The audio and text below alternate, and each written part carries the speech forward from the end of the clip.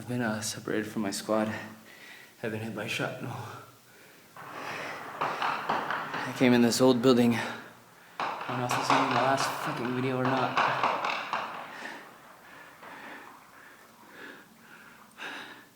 I'm getting blasted at in here. I got 1 clip, 2, 3. I got 3 full clips left and a grenade. So, fuck. Bye.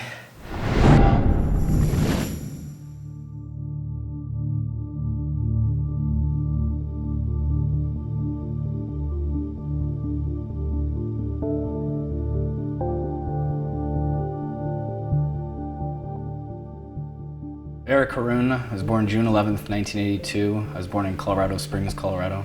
I flew to Egypt November of 2010. Decided to stay there, I bought a one-way ticket. Made a lot of friends at AUC, American University in Cairo. January 25th, they called me up and said, come down to Tahrir, there's gonna be a revolution. People were chanting, holding signs, throwing rocks, Molotovs. I saw a guy stand up on the back of a motorcycle and shoot towards the police with a shotgun. They were fighting with sticks and stones against bullets. Basically, Egyptian revolution.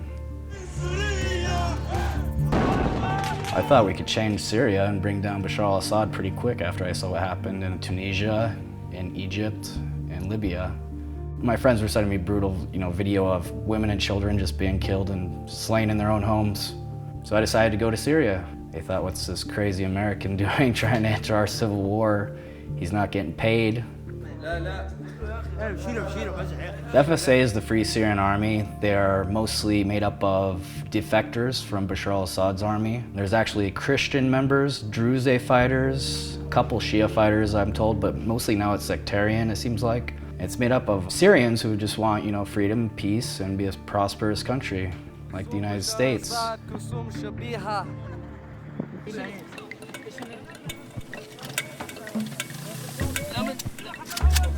Got this motherfucker if he comes this way.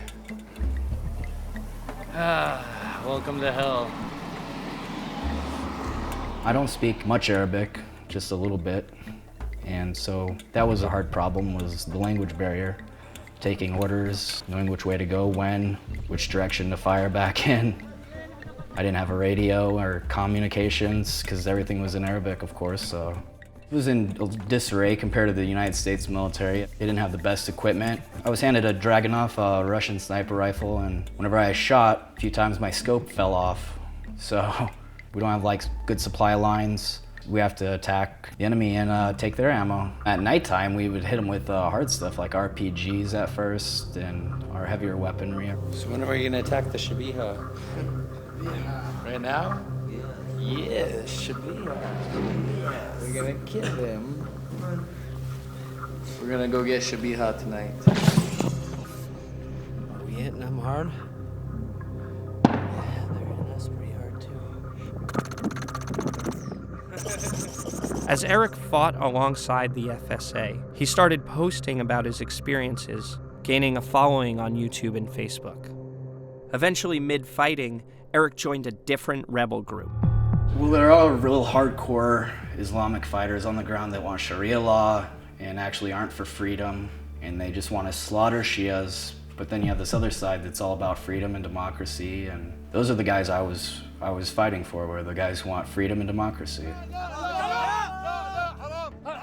But who Eric was fighting with wasn't entirely clear. I mean, of course, if they're flying a Jabhat al-nusra flag, or Mujahideen, it's very complicated on the ground. It's a messed up situation.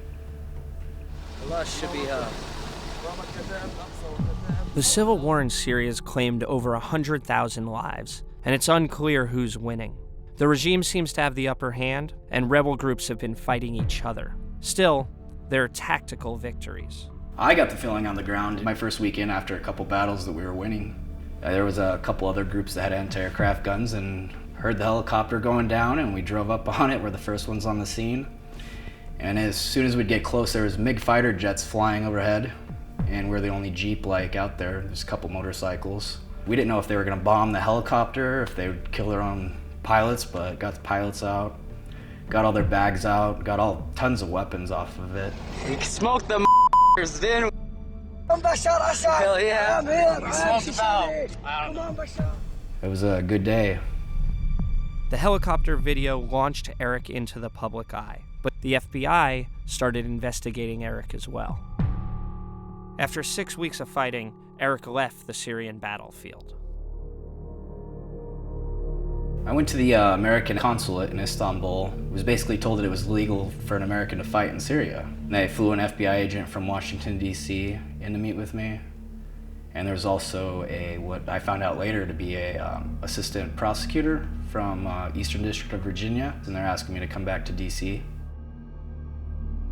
When he got back to the United States, Eric was charged with providing material support to a terrorist organization. Whenever they were driving me to jail after they arrested me, the guy goes, "Oh, look over there, there's the Pentagon."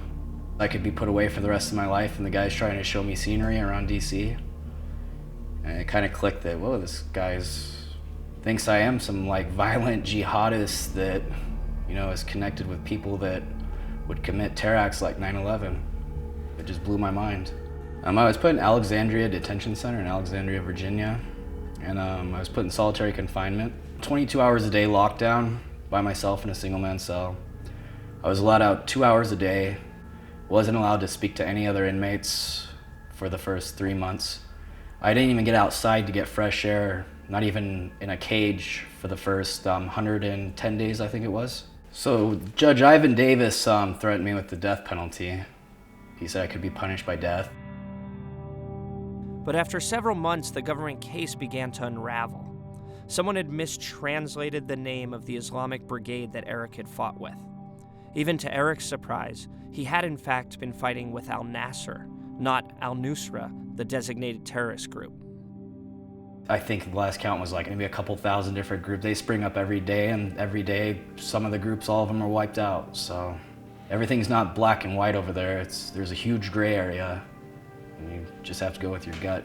With a weaker case, the government was forced to pursue a lesser charge involving the use of an RPG. And the fight in Syria, an RPG is nothing special. It's not a weapon of mass destruction. I wouldn't view it as that at all. The RPG is used for anti-personnel or anti-armor to penetrate a tank. It's a very effective tool in our fight against the regime of Syria. And I don't understand why the government would want to prosecute me for using a weapon of mass destruction when I was fighting aligned with U.S. interests in removing this dictator. Eric was sentenced to time served and given 3 years of probation. I did not go there to die or become a martyr, blow myself up like the media portrays me as a violent jihadist. I'm moderate. Organized religion does not. It's part of my life, but it's personal. I don't express my views and I don't push them on other people. I believe people should have freedom in what religion they choose and how they choose to do it. And in Syria, yeah, I knew there was a huge chance I could be killed. But thank God I am alive.